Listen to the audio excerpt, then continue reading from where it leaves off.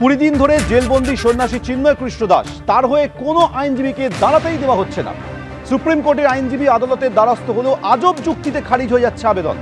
পাশাপাশি ইসকনের মতো ধর্মীয় প্রতিষ্ঠানের বিরুদ্ধেও চলছে লাগাতার বিষোদ্গার।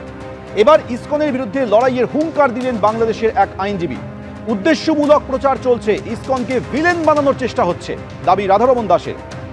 150-র বেশি দেশে কাজ করছে ইসকন, বিশ্বজুড়ে ছড়িয়ে রয়েছে তাদের 850-র বেশি শাখা। কোনো দেশ থেকে ইসকনের বিরুদ্ধে সন্ত্রাসবাদী কাজকর্ম চালানোর কোনো অভিযোগ নেই। তা সত্ত্বেও বাংলাদেশে ইসকনকে লাগাতার টার্গেট করা হচ্ছে। ইসকনকে দুশ্মন সংগঠন বলছেন আইনজীবী আশরাফুর জামান। ইউনূস সরকারের অন্যতম মুখ হাসনাত আব্দুল্লাহ বলছেন আবার ইসকনকে সন্ত্রাসী গোষ্ঠী হিসেবে নিষিদ্ধ করতে হবে। এখন প্রশ্ন হচ্ছে যে কি প্রমাণ থেকে ইসকনের বিরুদ্ধে লাগাতার আক্রমণ শানানো হচ্ছে বাংলাদেশে? কেন ইসকনকে শত্রু হিসেবে মনে করছে বাংলাদেশের ইউনূস সরকার? সব থেকে বড় প্রশ্ন এই দুটোই।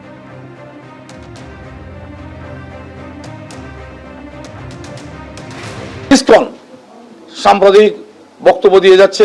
ওসি প্রদীপ 206 জন লোককে হত্যা করেছে।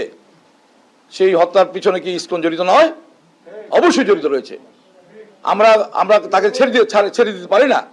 সরকার ইসকনের সাথে জড়িত ছিল বলেই আজকে আমাদের সাথে আমাদের বিরুদ্ধে আমাদের রক্ত চুষে খেয়েছে 16 বছর। এই দুশ্মন সংগঠনকে আমরা মেনে নিতে পারি না, আমরা বরদাস্ত করতে পারি না। আইনজীবী ওরা এডুকেটেড লোক, এরকম কথা বলার তো খুব দুঃখনীয়। প্রথম আমরা নিউজ পেয়েছি কি ইসকন মন্দিরে বোমা ফেলা হয়েছে, তো এই কথা একদম ভুল।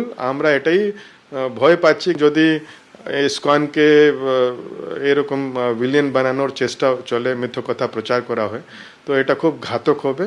আমরা এটাই আশা করব কি ইন্টারিম গভর্নমেন্ট ওরা স্টেপ নেবে কি এরকম কেউ মিস ইনফরমেশন ইসকনের এগেনস্টে না ছড়ায়।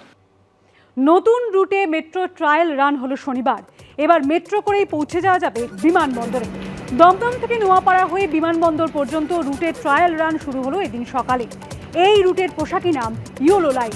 2025 সালের মার্চের মধ্যে সাধারণ যাত্রীদের জন্য এই রুট খুলে দেওয়ার পরিকল্পনা রয়েছে মেট্রো রেলের। এটা কলকাতার 5ম মেট্রো রুট।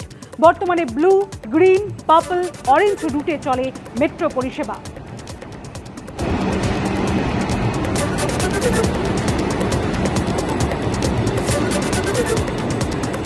নগদ 15,000 টাকা সহ 11 লক্ষ টাকা সোনার গয়না ছিনতাই দুষ্কৃতীদের।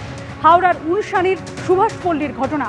অভিযোগ, রাতে বাড়ি ফেরার সময় আন্দুল রোডের কাছে স্বর্ণ ব্যবসায়ী প্রশান্ত মল্লিকের বাইক আটকায় 2 দুষ্কৃতী।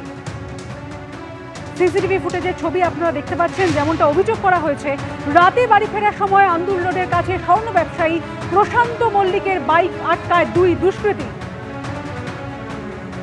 আরও 3 দুষ্কৃতী কিছুটা দূরে দাঁড়িয়েছিল বলে এমনটাই দাবি করছেন স্বর্ণ ব্যবসায়ী।